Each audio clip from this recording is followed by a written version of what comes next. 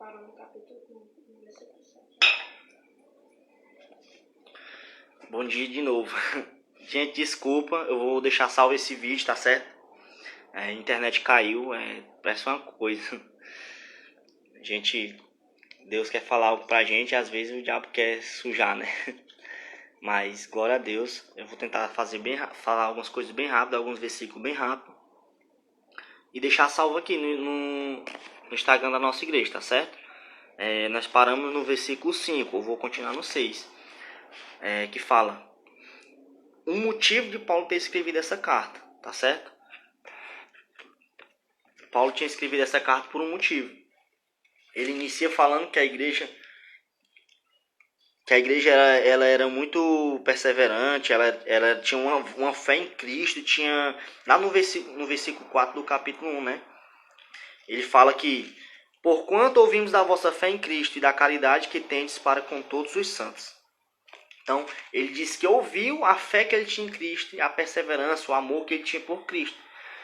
Bom dia para quem está chegando agora de novo. Eu estou iniciando de onde eu parei. Eu vou deixar salvo esse vídeo no Instagram da igreja, tá certo, gente? Desculpa, foi uma queda de internet aqui em casa. Não só aqui em casa, que tem outras pessoas que usam a mesma rede. E dessa queda agora, mas já voltou. Eu vou tentar ser bem rápido para não... Vou usar alguns versículos chaves, tá certo? Desculpa aí, qualquer coisa, tá bom? E aí no versículo 6 ele fala, o motivo de eles terem escrevido essa carta. Para nós entender um pouco desse motivo, eu vou entrar um pouco no contexto dessa igreja, desse lugar, dessa cidade.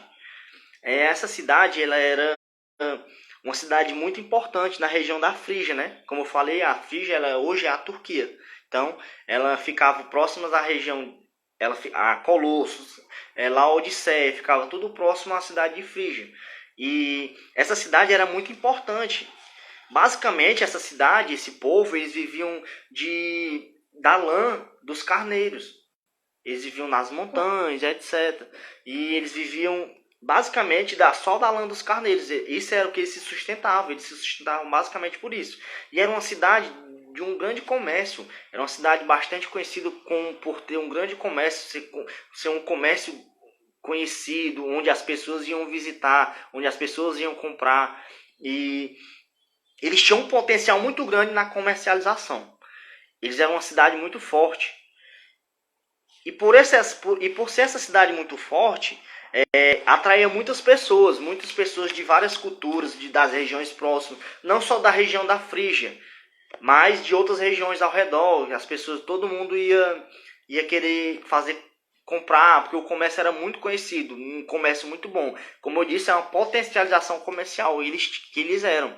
E o motivo pelo qual Paulo escreveu essa carta é basicamente porque a igreja estava ali acontecendo e Paulo se preocupava.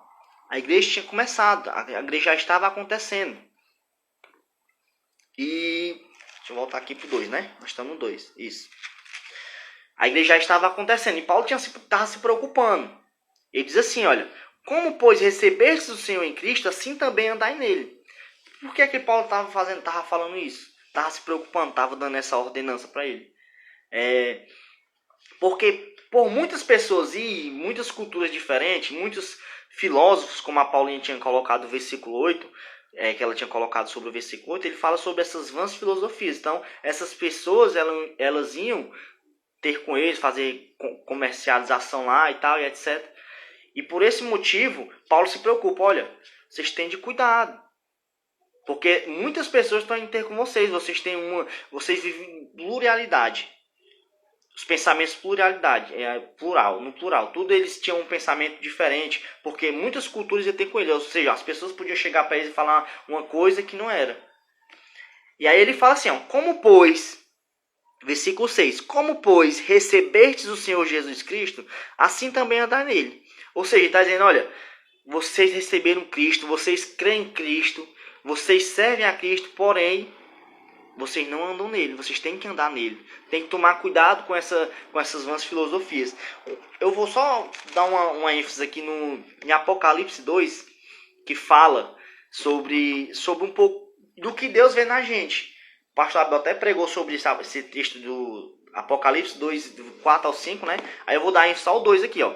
Eu sei as tuas obras e o teu trabalho e a tua paciência, e que não pode sofrer os maus. Aí o 4, lá no 4 do Apocalipse, ele fala assim, ó. Tenho, porém, contra ti que deixares a tua primeira caridade. Aí vamos lá.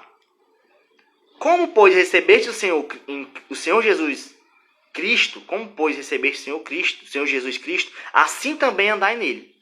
Presta atenção. O Senhor sabe que nós, como dei ênfase na igreja de Éfeso, né, que ele escreve uma carta e diz assim, ó, as tuas obras, eu sei as tuas obras, olha. Deus sabe as nossas obras, Deus sabe o trabalho, Deus sabe a paciência que nós temos na igreja, que nós fazemos as coisas na nossa igreja. Deus sabe do nosso ministério, poxa, você recebeu um ministério, eu vou trabalhar, Deus sabe todas as coisas. Porém, a gente devemos andar nele. E para completar, ele fala o 7. Arraigados e sobreedificados nele, e confirmados na fé, assim como foste ensinado, abundando em ação de graça. Olha só. Paulo diz assim, olha, assim como vocês receberam o Senhor Jesus Cristo, assim como vocês receberam o Cristo, vocês também devem andar nele. Como? Enraizados. Essa palavra arraigados, na Bíblia de vocês, deve ser enraizados e sobreedificados. Ou seja, nós devemos crer no Senhor, assim como essa igreja iniciou, crendo na fé em Cristo, tendo uma caridade muito grande por Deus, que Paulo dá ênfase lá no início do capítulo 1, no versículo 4, olha, ouvimos da vossa fé em Cristo e da caridade que tendes por vós, e por causa da esperança. Aí ele diz assim, olha, por esta razão, desde o dia que ouvimos, do dia que ouvimos vocês, e ouvimos da vossa fé, da vossa caridade, do vosso amor em Cristo, assim nós não cessamos de orar. Ele fala isso lá no capítulo 1, no versículo 4, aí vai até o 9, tá certo? E ele tinha medo dessas pessoas se confundirem, porque muitas pessoas, muitos povos iam comprar coisas no mercado, comprar a lã dos seus carneiros. Como eu disse, eles viviam basicamente da lã do carneiro. E ele tinha essa preocupação. Ele dizia assim, olha, assim como vocês recebeste o Senhor Jesus Cristo, vocês devem andar nele. Andai nele. Pastor Carlos, anota aí o imperativo no capítulo 1. Andai nele. E aí ele diz assim, ó, no versículo 8, tende cuidado, para que ninguém vos faça presa sua, por meio de filosofias e vãs sutilezas, segundo a tradição dos homens, segundo os rudimentos do mundo, e não segundo o Cristo. Então, Paulo tinha um motivo por ter escrito essa carta. Ele sabia que a igreja era boa, ele sabia que a igreja tinha fé, ele sabia que a igreja amava o Senhor. Porém, ele disse assim, olha, tem cuidado e andai nele, para vocês não se confundirem. Porque as filosofias, existiam muitas culturas, então ele tinha essa preocupação, olha, por meio de filosofias. Para quem não sabe, Paulo ele era um mestre, ele era um mestre nessas filosofias. Ele era um leigo, ele era um cara que conhecia muito, porque ele era um romano e tinha muito conhecimento. Então ele tinha essa preocupação, ele sabia que essas filosofias, de repente, ela entrava na gente e de repente nós nem percebíamos. Às vezes as coisas acontecem na gente, a gente nem percebe, de repente aconteceu. De repente aconteceu.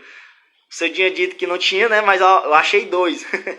No capítulo 2 eu achei 2 imperativos, viu? Então ele tem essa preocupação. Olha, vocês têm de cuidado, porque existem muitas pessoas que estão indo aí ter com vocês.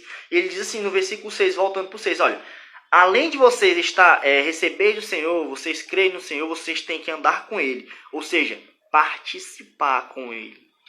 João, as cartas de João, né, as 3 cartas de João, ele fala muito sobre isso. Andai nele, seja de luz como ele, andai como ele andou, e etc. Então ele usa um pouco do que João escreveu também, certo? Vamos tentar correr, porque nós não temos muito tempo. Desculpe mais uma vez. Vamos pular lá para o 12, tá certo? Sepultados com ele no batismo. Nele também ressuscitastes pela fé no poder de Deus, que o ressuscitou dos mortos. E quando vós estavas mortos nos pecados e na incircuncisão da vossa carne, vos vivificou juntamente com ele, perdoando-vos todas as ofensas. Então ele faz um paralelo um pouco do batismo com a circuncisão. Ele fala que muitas vezes a gente, assim, nós cristãos, nós achamos que nós vamos ser perdoados se formos batizados, nós só vamos precisar se formos batizados. Só que esse batismo ele é um pouco diferente, porque ele fala do batismo quando nós estávamos mortos, ou seja, é um batismo espiritual.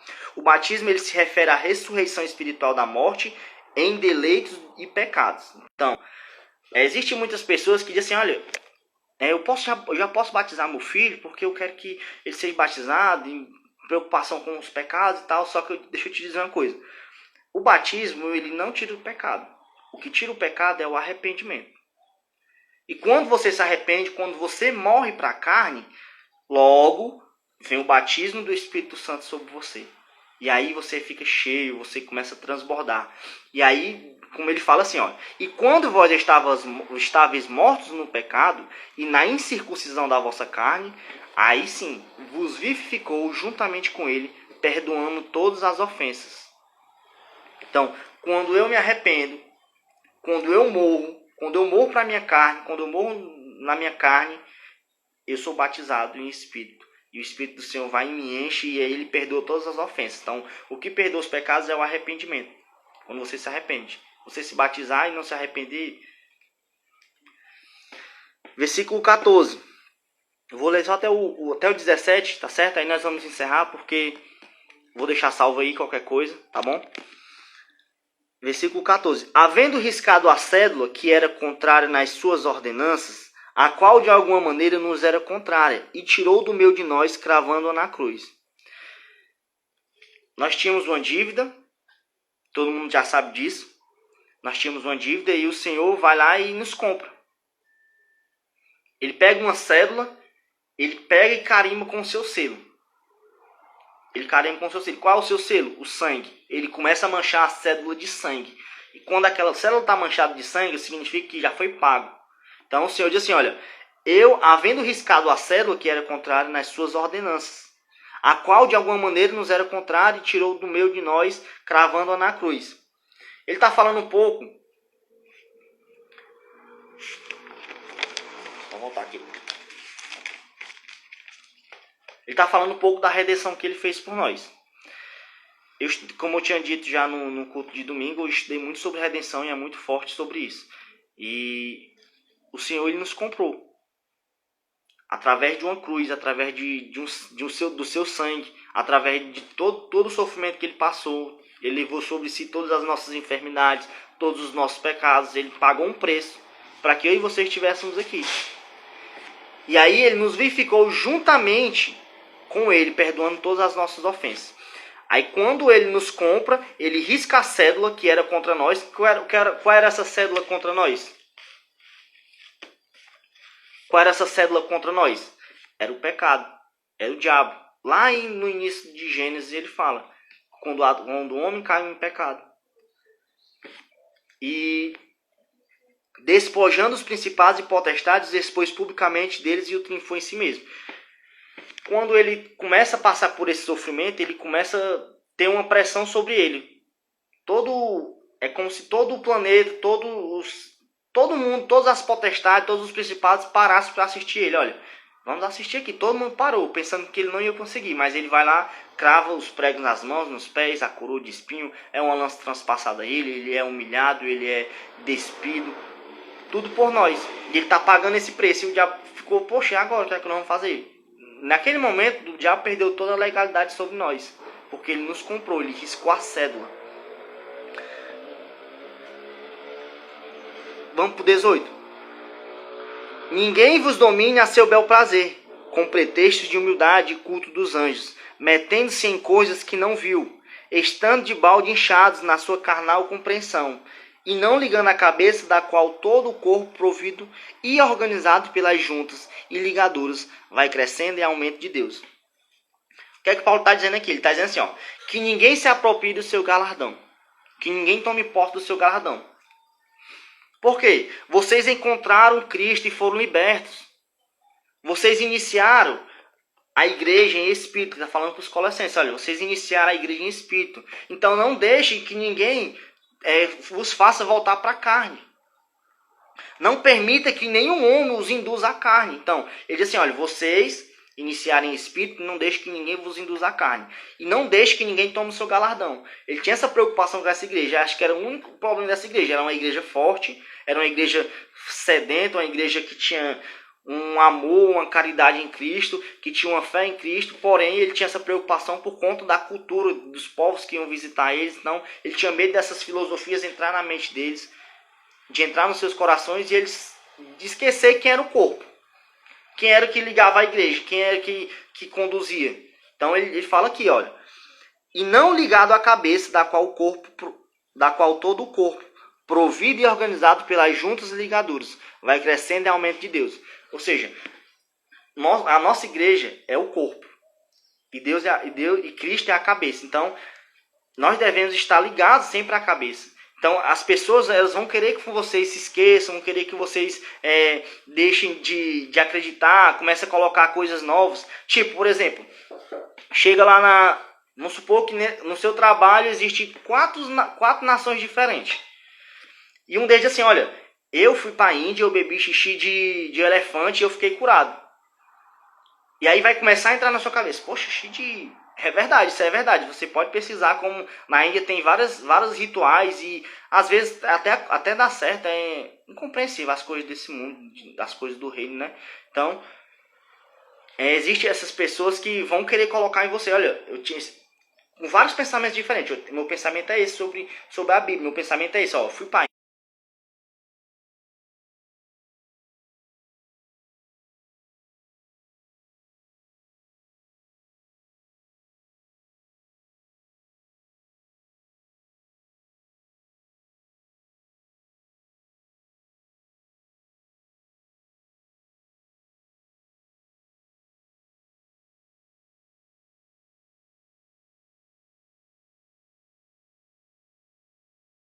Que, né?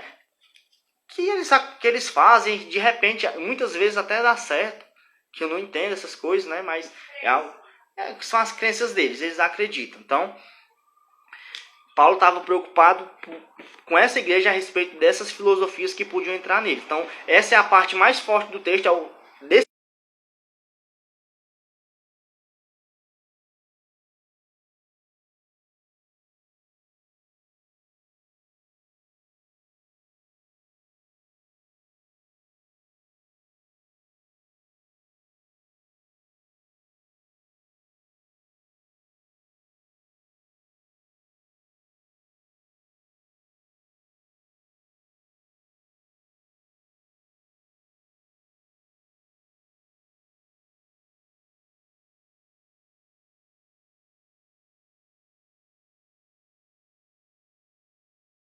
perdão mais uma vez por essa internet ter caído, mas eu já resolvi, já